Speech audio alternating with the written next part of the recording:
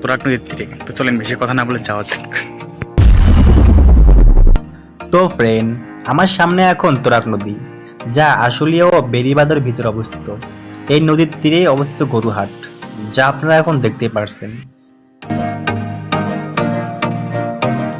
তো এই গরুহাটটি অবস্থিত আশুলিয়া বাজারে, যা আগে সাভারের অন্তর্ভুক্ত ছিল।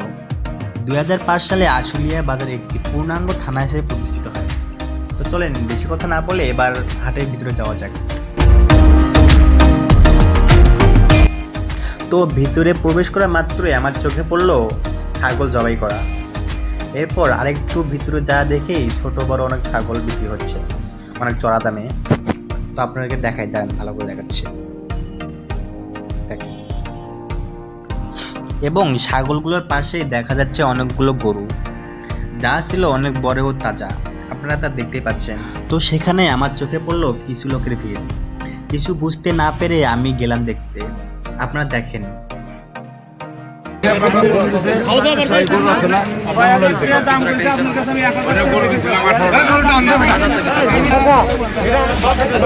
তো সেখানে ক্রেতা ও বিক্রেতার মধ্যে চলছিল তুমুল লড়াই। অবশেষে ক্রেতার ইচ্ছা না থাকা সত্ত্বেও ক্রয় করতে হলো গরুটি।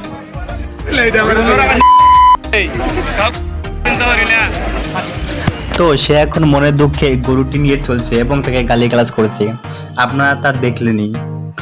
তো সেখানে আমি থাকার পরেও কয়েকটি গরু বিক্রয় হলো।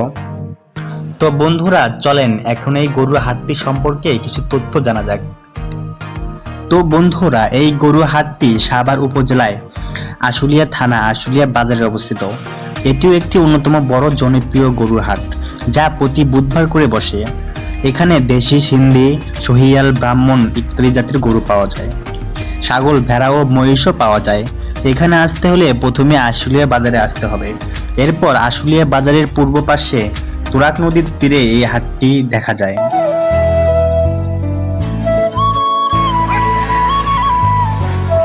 তো ফ্রেন্ড, আজকের ভিডিও এই পর্যন্ত। আশা করি আপনাদের ভালো লেগেছে। ভিডিওটি ভালো লাগলে পাশে থাকতে ভুলবেন না। আর দেখা হবে পরে কোনো ভিডিওতে। তো ভালো থাকুন, সুস্থ থাকুন। আল্লাহ হাফেজ। আল্লাহ হাফেজ।